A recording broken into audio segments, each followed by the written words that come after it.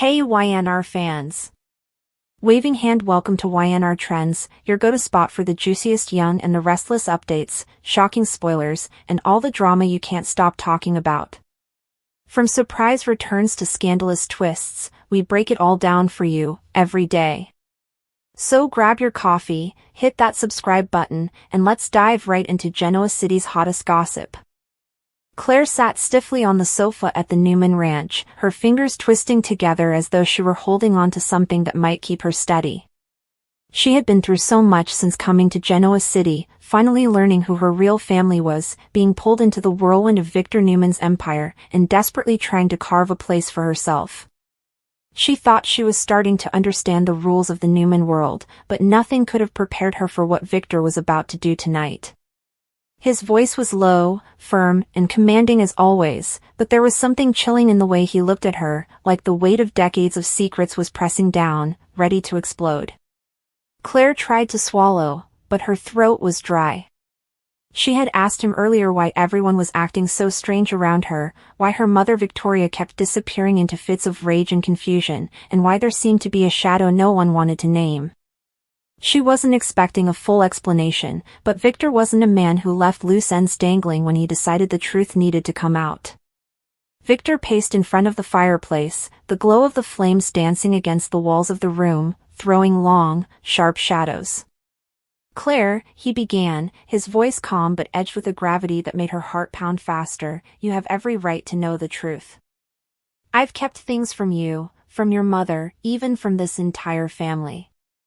And tonight, I'm going to tell you everything." Claire's breath hitched as she leaned forward. She didn't know whether to feel grateful that he was finally opening up or terrified of what those secrets would mean for her future. Victor didn't keep ordinary secrets, his were the kind that shattered families, shifted destinies, and left scars that never fully healed. The first revelation fell like a bomb. Victor turned toward her, his eyes narrowing slightly. "The woman who raised you, Jordan, wasn't just some obsessed caretaker. She wasn't simply a manipulative relative looking to use you against us. Jordan was working under orders that came from someone inside our world. Someone who wanted revenge on the Newmans for decades. And I knew about her existence far earlier than I admitted." Claire's mouth parted in shock as her chest tightened. She whispered, "You knew? You knew and you didn't stop her?" Victor nodded solemnly, his jaw tight. He explained that he had learned of Jordan's connection to the Newman family years before, but he chose to keep it buried, fearing that digging into it would expose sins from his own past that he didn't want unearthed.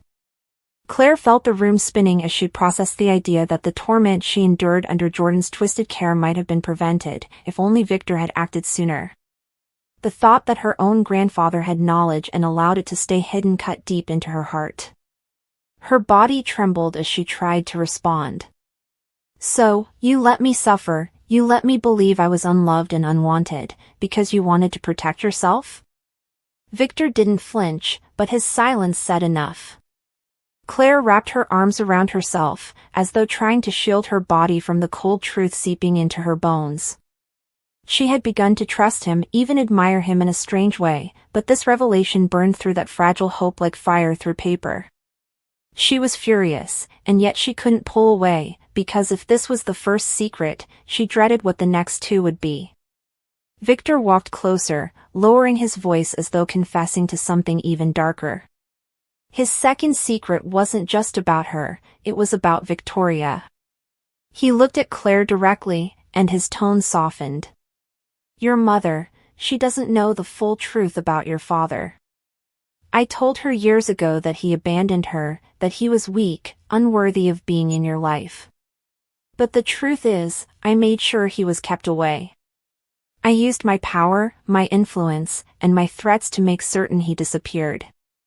Claire gasped, clapping a hand over her mouth. She stammered, "You mean, he wanted to be part of my life? He tried?" Victor's eyes flickered with regret, but his voice remained steady. "Yes. He tried. But I couldn't allow it. I decided that only Victoria and the Newman name would define you. I thought I was protecting you, but I robbed you of a father." The tears Claire had been holding back burst free, running down her cheeks in hot streams. The idea that she could have had a father who wanted her, who could have saved her from the loneliness of her childhood, was unbearable. She shook her head, whispering, "You stole that from me. You decided I didn't deserve to know him. How could you?" Her sobs echoed in the room, and Victor's expression hardened, not in cruelty, but in the way of a man who knew he couldn't undo what had been done. "I did what I thought was best for this family," he said firmly, but his voice cracked ever so slightly at the end. Upstairs, Victoria had been listening. Her patience had been thinning ever since Claire's return, her emotions swinging wildly between joy, guilt, and rage. When she heard Victor admit to manipulating her daughter's life so deeply, something inside her snapped.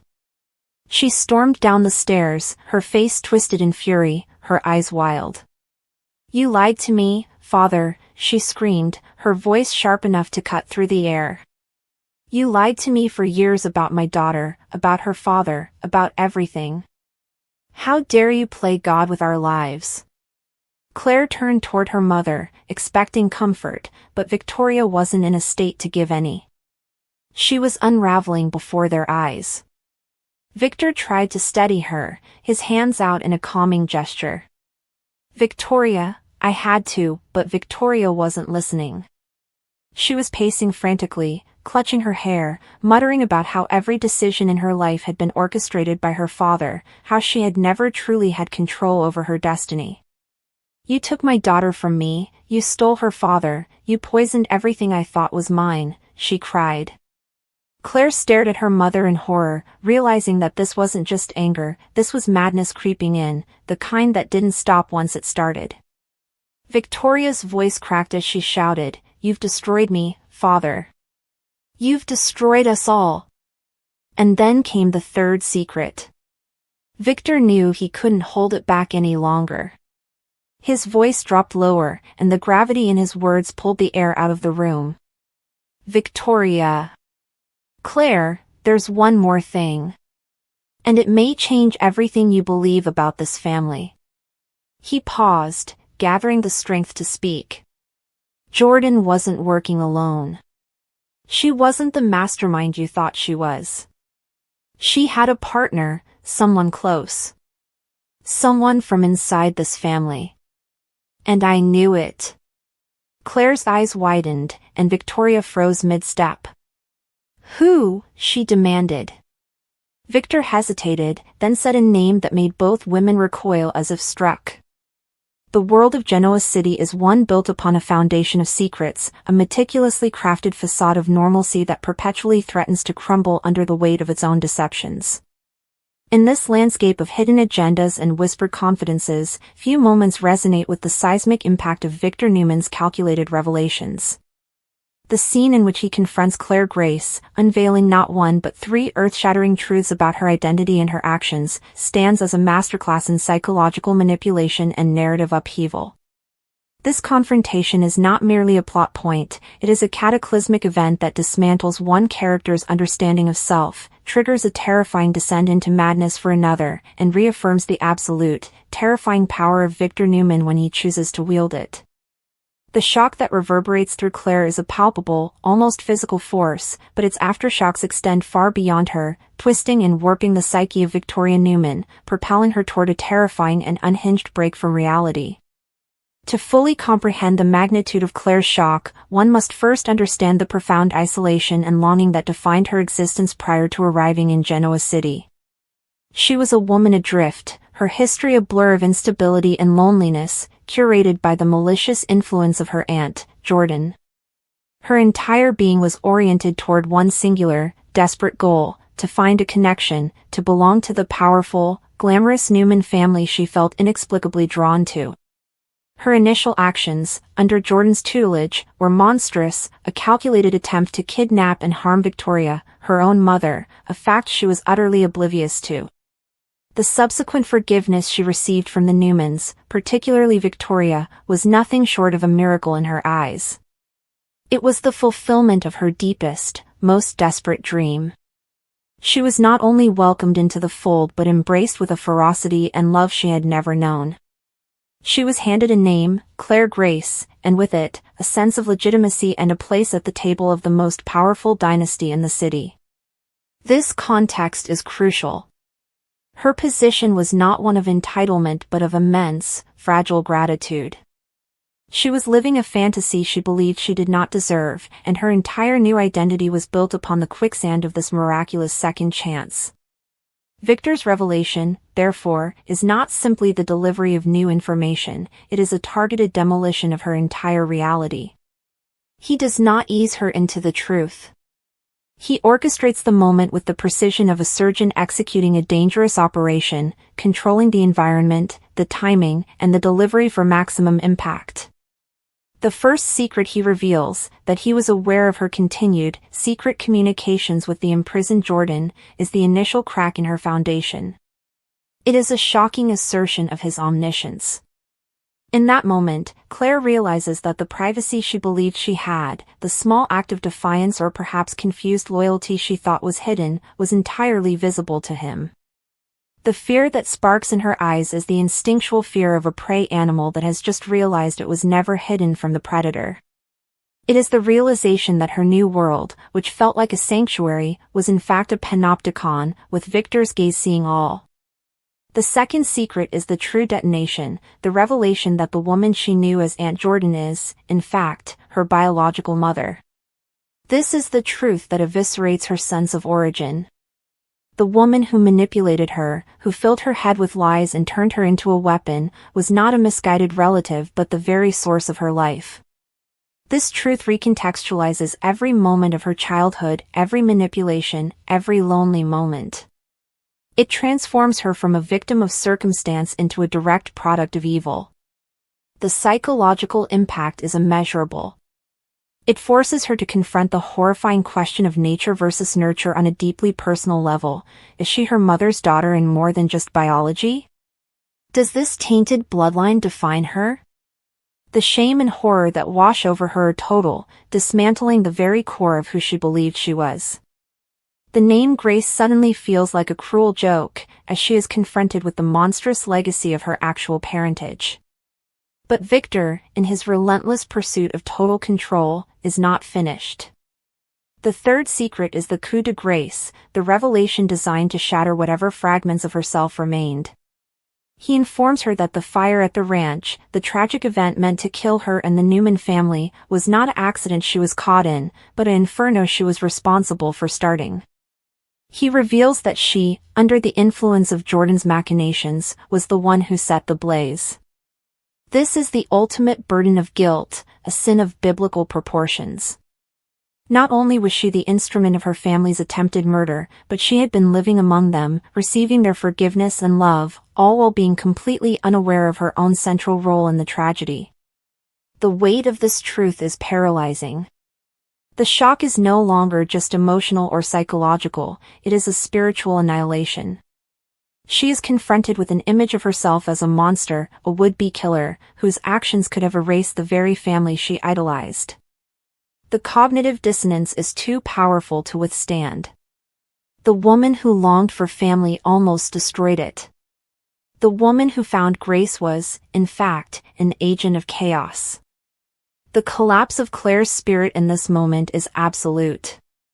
She is rendered speechless, hollowed out, a vessel filled only with horror and a guilt so profound it threatens to erase her entirely. Yet, the shockwaves of Victor's actions do not stop with Claire. They travel directly through the family's emotional core and find their most volatile expression in his daughter, Victoria. Victoria Newman's relationship with Claire is the emotional engine of this storyline. Having lost her own daughter, Eve, years before, Victoria had locked away her maternal instincts behind layers of corporate armor and controlled resolve. Claire's arrival and the subsequent revelation that she was Eve's twin, the daughter Victoria believed was dead, unlocked a torrent of emotion Victoria likely did not know she still possessed. This was not just a reunion, it was a resurrection. It was a second chance at motherhood, a miracle that healed a wound that had never truly closed. Victoria's love for Claire was immediate, ferocious, and all-consuming. It was possessive and protective in the extreme, a lioness having recovered a lost cub. Her identity, often defined by her role as a Newman heir and a corporate titan, was suddenly and joyously recentered as a mother.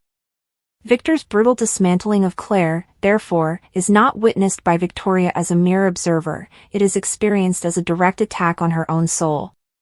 Her descent into what can only be described as madness is a direct result of this perceived assault. Her rage at her father is not simply anger at his methods, it is the fury of a mother whose child has been harmed. She sees Victor's revelations not as necessary truths but as vicious, unforgivable cruelty. In her eyes, he did not save the family from a hidden threat, he brutally tortured her vulnerable, fragile daughter with truths that were too much for anyone to bear. Victoria's sanity is inextricably linked to Claire's well-being. As she watches Claire collapse under the weight of the revelations, Victoria's own mind begins to fracture. The logical, calculating executive is completely subsumed by raw, unchecked emotion. Her craziness manifests as a single-minded, irrational fury directed at her father. She becomes unhinged, her behavior erratic and volatile. The measured CEO is gone, replaced by a woman screaming accusations, her voice trembling with a hysterical intensity that terrifies those around her. This break from her characteristic composure is the clearest sign of her mental unraveling. She cannot process the world logically anymore because the foundational logic of her world, her joyful reunion with her daughter, has been violently destroyed. Her father, the man she has spent a lifetime both rebelling against and seeking approval from, has become the monster who destroyed her happiness. Her vendetta against him becomes all-consuming, an obsession that blinds her to reason, strategy, or the concerns of anyone else, including her own husband. She threatens his empire, she screams vitriol, she makes reckless vows of vengeance. This is not the strategic plotting of a business rival, this is the chaotic, desperate flailing of a woman whose heart has been ripped out and who is no longer operating from a place of reason, but from a deep, primal wound. The brilliance of this narrative arc lies in the complex morality it presents. From one perspective, Victor is undeniably correct. The secrets he revealed were dangerous. Claire's connection to Jordan was a lingering threat, a ticking time bomb that needed to be defused. Her ignorance of her own actions and her true parentage left the entire family vulnerable. Victor, as the patriarch, saw the threat and neutralized it in the way he knows best, with overwhelming, decisive force. He believes, with absolute conviction, that he is protecting his family from future harm even if that protection requires inflicting present pain. He is the architect of safety through control, even when that control is brutally authoritarian. However, from Victoria's perspective, and through the lens of human emotion, his actions are monstrously cruel. He prioritized the elimination of a potential threat over the psychological well-being of two women he claims to love. He chose to be the omnipotent truth-bearer rather than a compassionate grandfather or father. In his quest for total control over the narrative, he demonstrated a chilling disregard for the fragile mental states of both Claire and Victoria. He treated Claire not as a traumatized young woman in need of gentle guidance, but as an enemy agent to be broken and interrogated. He treated Victoria's hard-won happiness as an acceptable casualty in his war against any and all threats. This is the eternal contradiction of Victor Newman. His love is inextricably tied to his control, and his protection often feels indistinguishable from destruction. The aftermath of this confrontation leaves a permanent scar on the family dynamic. Claire is left to pick up the pieces of an identity that has been obliterated. Her journey becomes one of integrating these horrific truths into a new sense of self, a process fraught with pain, guilt, and a desperate struggle for redemption. The easy love she felt from the family is now complicated by her own knowledge of her actions and her bloodline. Victoria's madness, while it may eventually subside from its most acute hysterical peak, fundamentally alters her relationship with her father. It solidifies a schism that had been brewing for years, transforming it from a professional rivalry into a deeply personal, emotional war. The trust between them is incinerated, perhaps forever. In the end, the moment Victor revealed those 3 secrets to Claire is a testament to the enduring power of the soap opera genre to explore profound psychological themes. It is a story about the devastating power of truth when it is wielded as a weapon. It is about the fragility of identity and how easily it can be shattered by the revelations of the past. It is about the different forms of love, Victor's possessive, controlling love and Victoria's fierce, maternal love, and how they can violently collide. Most of all, it is a chilling reminder that in Genoa City, no one is ever truly safe, not from their enemies, and certainly not from the devastating truths that Victor Newman keeps locked away, ready to be deployed when he decides the time for truth, however destructive, has finally come. The shock experienced by Claire and the madness that consumed Victoria are not just reactions to information, they are the human cost of living in Victor's world, a world where he alone decides when the foundations of reality must be torn asunder.